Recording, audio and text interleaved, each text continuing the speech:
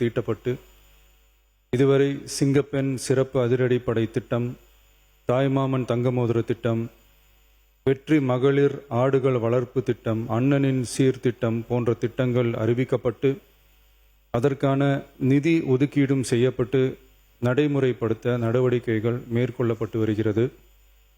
மேலும் நமது அரசு மக்களின் வாழ்வாதார முன்னேற்றத்தினை முதன்மை நோக்கமாக கொண்டு வெற்றி தொலைநோக்கு திட்ட ஆவணத்தினை வெற்றி விஷன் டாக்குமெண்ட் வெளியிட்டுள்ளது.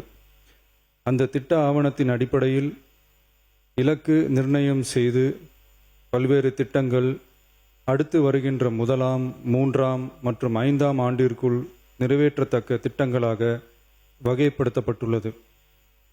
சிறப்பினமாக பெண்கள் பயன்பெறும் வகையில் பல்வேறு திட்டங்களுக்கு செயல் வடிவம் கொடுத்து இவ்வரசு நிறைவேற்றும். கடந்த 4 மாதங்களாக